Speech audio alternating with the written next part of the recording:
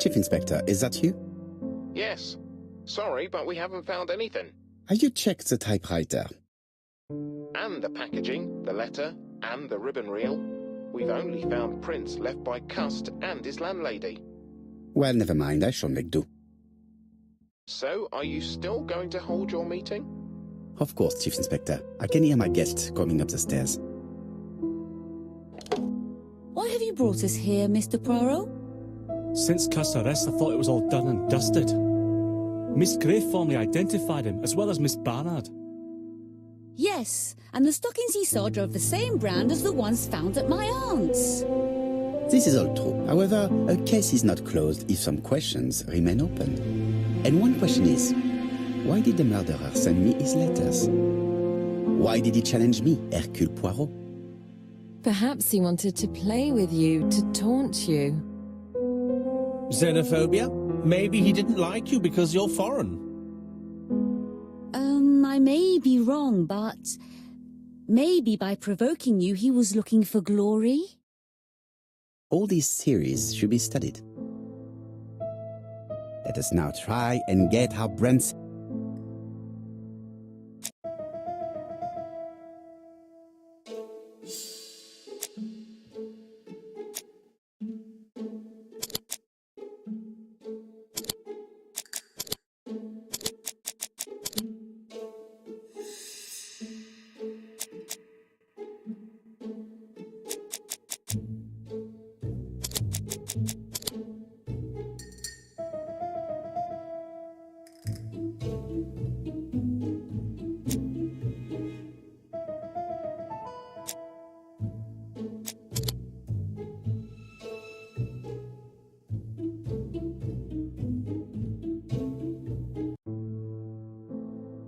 Is everything clear now? You might like to explain your reasoning again. Of course. First of all, remember that the murderer made it a rule to always post his letter before the murder. He never digressed from that rule. However, in Churston, he encountered a problem. The village has only 500 inhabitants. With advance warning, it would be easy to arrest him. Therefore, the murderer delayed his letters deliberately with the wrong address. The plan wouldn't have worked if he'd sent it to Scotland Yard or the papers because everybody knows their addresses. The mistake would have been corrected and the letter would have been on time. That is why the murderer chose me as the recipient. Because for his plan to succeed, it was necessary for at least one of the letters to have a wrong address and get lost. It was very cunning. Absolument. It is a very subtle plan. It matches the profile we have drawn up of him perfectly. That of an intelligent, daring and calculating murderer. But that's not how you describe Cust. You are quite right, mademoiselle. Like you, I find it hard to believe that this dull character is the clever murderer we are looking for. Do madmen... I mean, if he's mad, he might have two very different sides. No doubt. But the murderer is not mad. All the specialists agree that he does not have the profile of a psychopath. But if Cust is not guilty, how do you explain his presence at the scene of the crimes? Mr. Clark, the answer to your question is in the medical records of your brother's patients. Documents which Cust most certainly did not have access to. Let us now try and get our brain cells to work.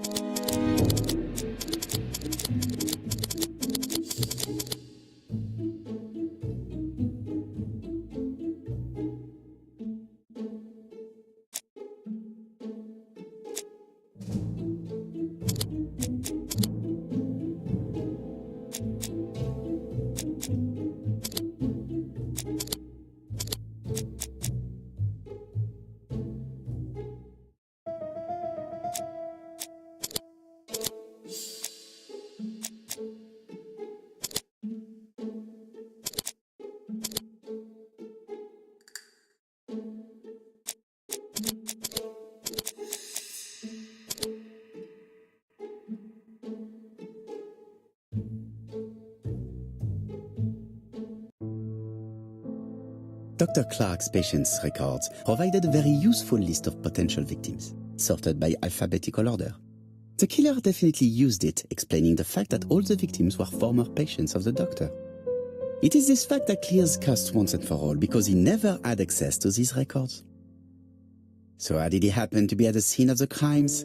Either the murderer sent him there, or Cust was following him closely.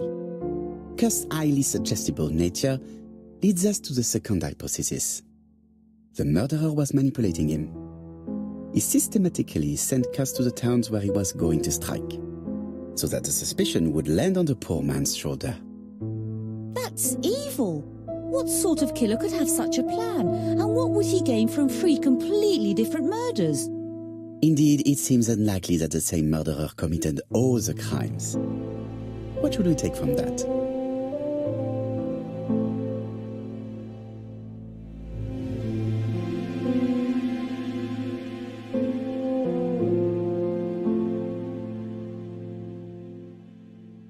Just one murder was of benefit to the murderer, the others were just diversions. On reflection, there is only one conclusion. The murderer killed once out of interest and twice to divert our attention. This reasoning points at two potential culprits. Franklin Clark. Donald Fraser? Yes, mademoiselle, that's good thinking. Mr. Fraser may have killed Betty out of jealousy. Mr. Clark may have killed his brother in order to inherit his large fortune. Both have a motive. But Donald did not have access to Dr. Clark's records. Please allow me to disagree with you, mademoiselle.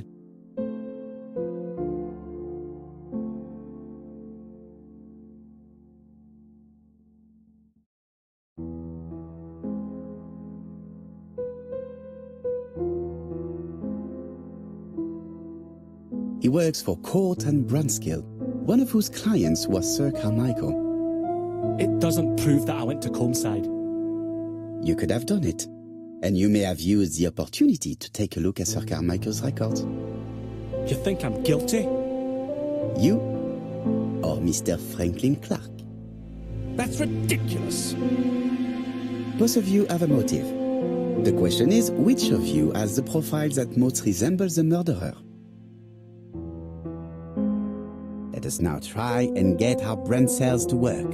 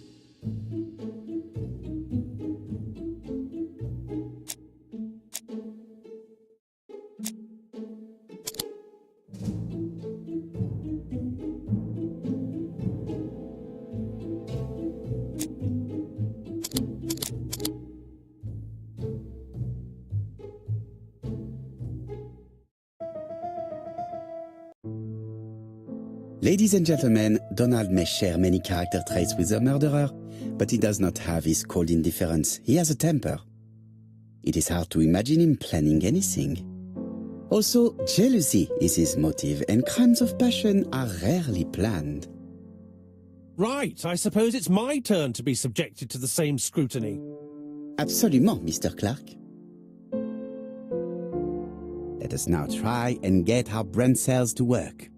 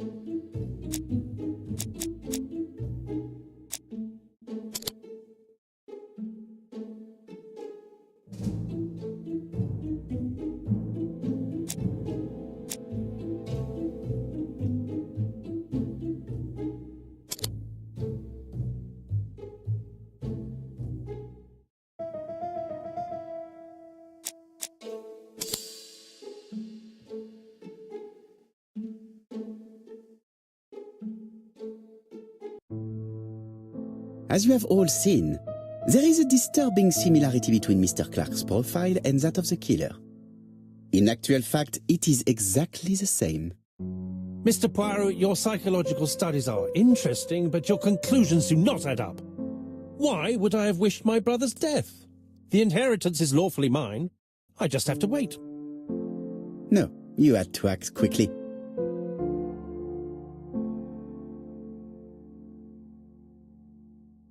Because of Miss Grey. Mademoiselle, although you haven't been telling the truth, there is no doubt in my mind that you would have found a way to marry Sir Carmichael after Lady Clark's death. For you, Mr. Clark, it was a disaster. If Miss Grey had children by your brother, you would not have inherited a thing. You realized the danger after reading several letters from Comside, especially one in which your brother opened his heart to you. So you hurried home from China, and you took action. In truth, Cust was no more than a puppet manipulated by the real culprit. You, Mr. Clark. Such an imagination, Mr. Poirot. In fact, nobody manipulated Cust. The famous instructions he received by post. He wrote them on the typewriter. We know that for sure. Oh no. You know perfectly well that is not true. Eh bien voilà, light has now been shed on the ABC murders. Your theories are ingenious, but you haven't any proof. One point to him. For the moment, I have no material proof. Either I admit to it, or I bluff.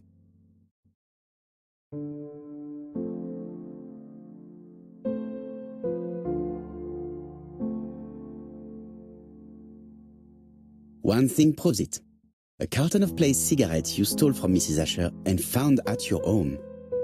You have nothing on me. You're bluffing, Mr. Poirot. Come on, Thora, there's nothing for us to do here. Don't touch me. Thora! I understand why you never wanted to lend me your new typewriter, and why you were searching through your brother's things. And the hole you dug on the moors. What did you hide there? The knife you used to kill your brother? All right. Well played. I lose. The game's up.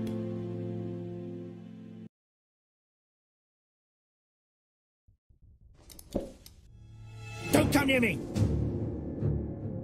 I'll never let you take me, Mr. Poirot.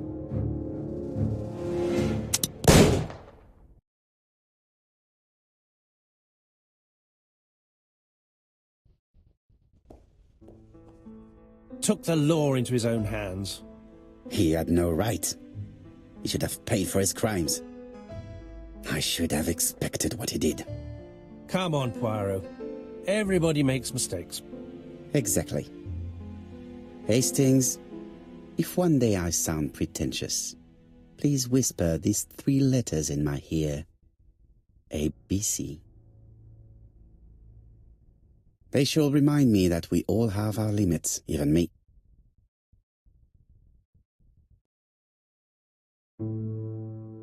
Disappointed at having missed the chance to become Lady Clark, Thora Grey left England. Donald Fraser and Megan Barnard married. On Poirot's recommendation, Mary Drower started to work for Lady Clark.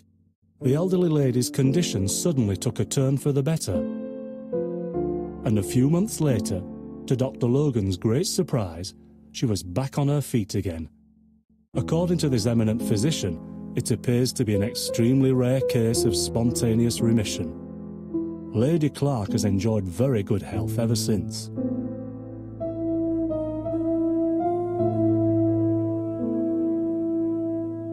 Journal of an Innocent. The incredible story of ABC. As for A.B. Cust, after being advised by Poirot, he made a great deal of money by selling his story to the press. And as for me, and with business booming, the Black Swan has become the #1 tourist attraction in the whole of Yorkshire, even more popular than York Minster.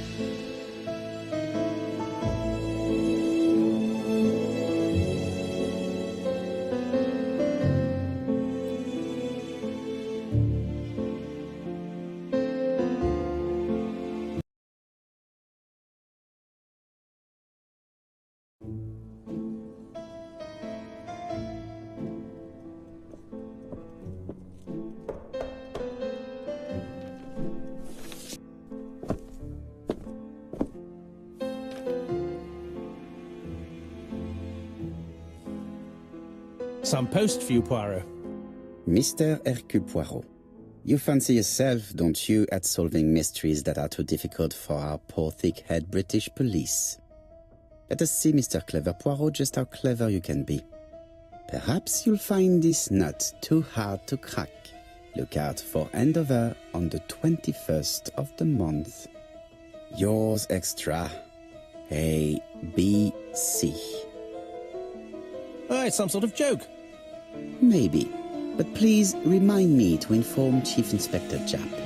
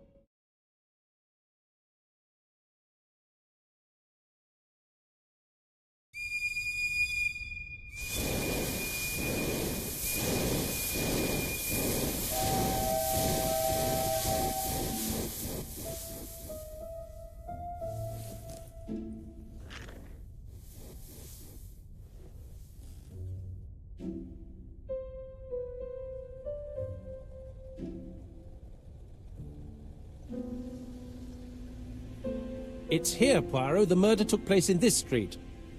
Grim place indeed. Tout à fait, Hastings. The streets of Andover are in a terrible state. Look, there's Chief Inspector Japp. He's talking with a policeman. Let us try not to get our shoes wet.